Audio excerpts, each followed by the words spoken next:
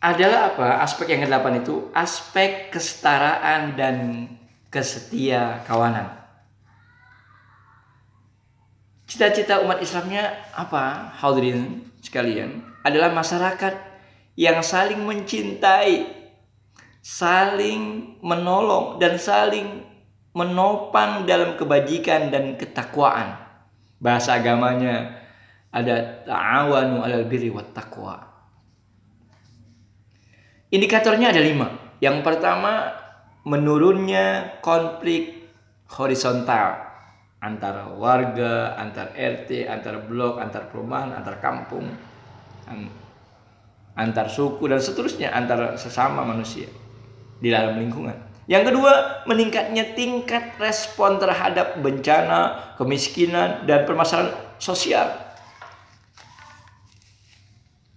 Corona misalnya, atau COVID-19 umpamanya, sangat semangat membantu untuk itu semua. Itu indikator keberhasilan yang kedua. Yang ketiga, dari aspek kesetaraan dan kesetiakawanan, indikator yang ketiga adalah meningkatnya pertumbuhan dan perkembangan LSM, lembaga swadaya masyarakat, dalam pelayanan sosial, charity bahasa kerennya.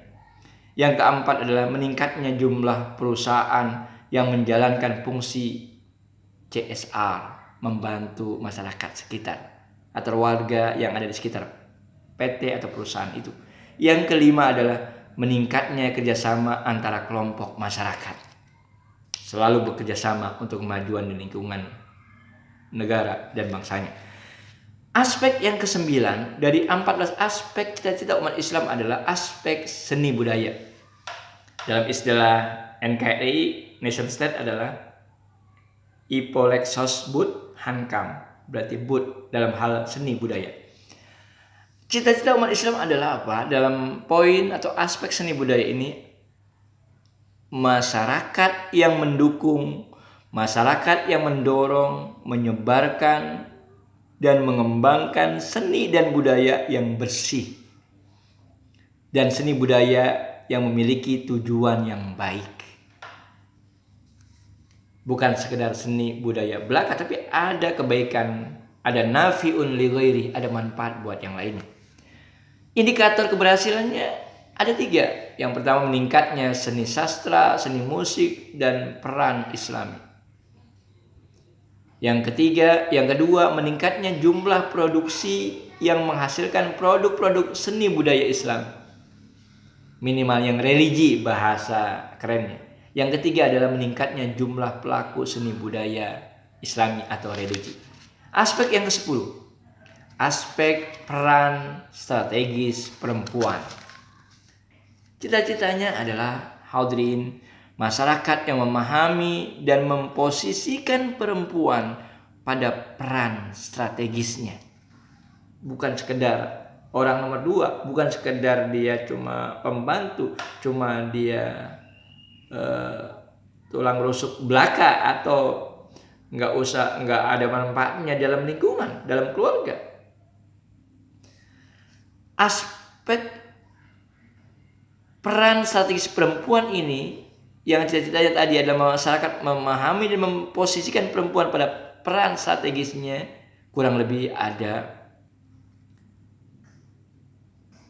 6 indikator. Yang pertama adalah meningkatnya keseimbangan peran strategi perempuan. Yang kedua, melemahnya isu feminisme.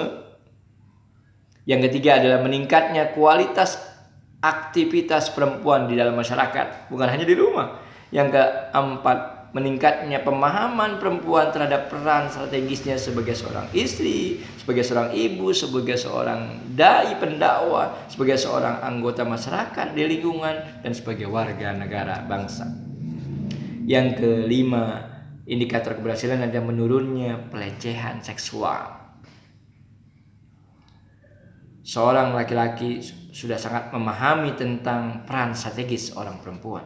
Yang keenamnya adalah yang terakhir, tersedianya fasilitas umum khusus perempuan, tidak sekedar salon wanita atau salon perempuan. Aspek yang ke-11, kesehatan dan olahraga. Cita-cita umat Islam adalah masyarakat yang sadar dan berperilaku hidup bersih dan sehat, serta menjadikan olahraga bagian dari kehidupannya. Apalagi sekarang sedang COVID-19, pandemi COVID-19. Indikator keberhasilannya ada 7. Yang pertama, meningkatnya tingkat harapan hidup. Yang kedua, menurunnya tingkat kematian bayi dan ibu melahirkan. Yang ketiganya, meningkatnya jumlah dan kualitas sarana olahraga. Sampai lingkungan terkecil RT misalnya. Meningkatnya budaya hidup bersih dan sehat. Yang keenam adalah meningkatnya pola makan sehat dan bergizi. Yang ketujuhnya adalah meningkatnya kebiasaan olahraga. Bersepeda, badminton, tenis meja, dan seterusnya, jogging misalnya.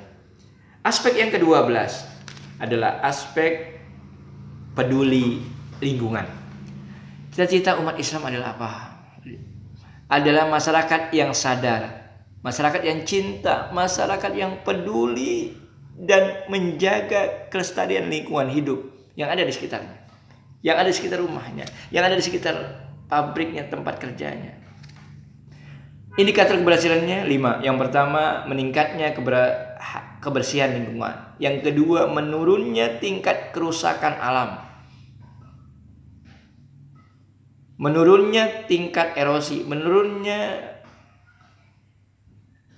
atau meningkatnya keragaman hayati.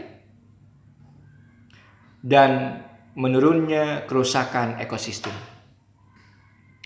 Yang ketiganya adalah meningkatnya kesadaran masyarakat terhadap kerusakan alam. Kalau bahaya kerusakan alam, masyarakat sadar bahwa bahaya kalau alam itu rusak, banjir dan lain sebagainya, akibatnya banyak. Yang keempat, meningkatnya jumlah dan kualitas LSM, meningkatnya jumlah lembaga swadaya masyarakat yang peduli lingkungan.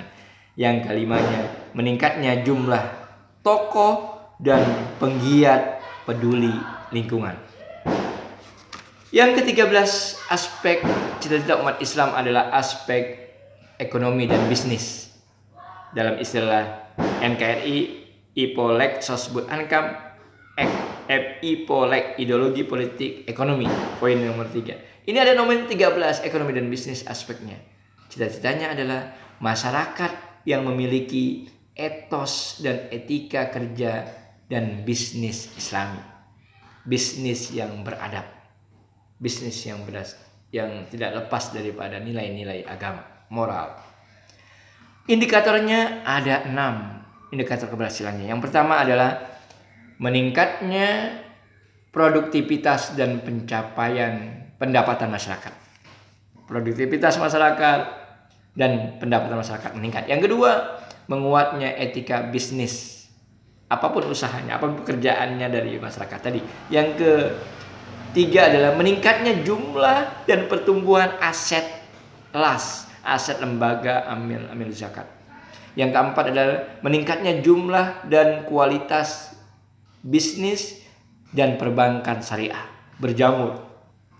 Yang kelima adalah meningkatnya jumlah nasabah bank syariah, bukan sekedar menjadi nasabah bank konvensional. Yang keenamnya adalah meningkatnya kebiasaan hidup. Hidup apa? Hidup hemat.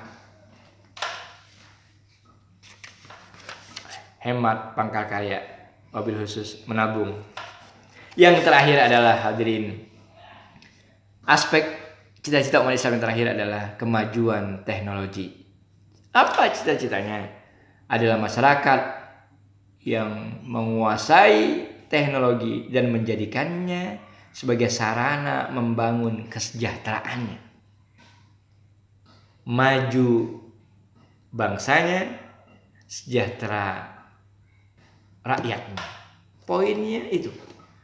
Indikator keberhasilannya ada 6. Yang pertama adalah menurunnya tingkat ketergantungan teknologi terhadap negara lain.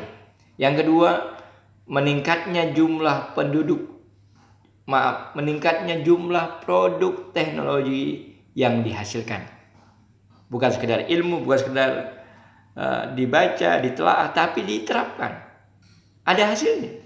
Yang ketiga, meningkat jumlah lembaga pendidikan teknologi formal dan informal, baik di kampus maupun di luar kampus. Meningkatnya jumlah lembaga riset swasta. Yang kelima, meningkatnya jumlah pakar teknologi yang berkualitas. Ilmuwan muda bermunculan. Yang keenamnya adalah meningkatnya pemanfaatan teknologi di semua bidang kehidupan oleh seluruh lapisan masyarakat sampai ke masyarakat kecil, keluarga. Demikian hadirin 14 aspek cita-cita umat Islam yang lengkap berikut indikator keberhasilannya. Mudah-mudahan kita ada di situ, kita berperan di dalamnya untuk kemajuan negara kesatuan Republik Indonesia, negara kita tercinta. Bukan sekedar kita mengatakan NKRI harga mati, tapi kita isi itu semuanya, kita majukan itu semuanya, kita berperan di dalamnya untuk menjaga Indonesia tetap negara kesatuan Republik Indonesia, tidak berubah seperti di tahun 1948 negara Soviet Indonesia, tidak berubah ke sebelumnya Republik Indonesia Serikat tahun 49 dan seterusnya, tidak berubah menjadi negara Islam Indonesia pada saat tahun 48 di bulan April, tapi tetap menjaga negara kesatuan Republik Indonesia yang di preambul pembukaan UUD 45-nya di alinea keempatnya berisi cita-cita negara kesatuan Republik Indonesia yang umat Islam ada di dalamnya, umat Islam terlibat di dalamnya, menjaga kemerdekaan, mengisi kemerdekaan, bahkan mempertahankan kemerdekaan itu, yakni cita-cita 14 aspek cita umat Islam. Mudah-mudahan kita berperan di dalamnya sehingga negara kita maju bangsanya, sejahtera rakyatnya. Assalamualaikum warahmatullahi wabarakatuh.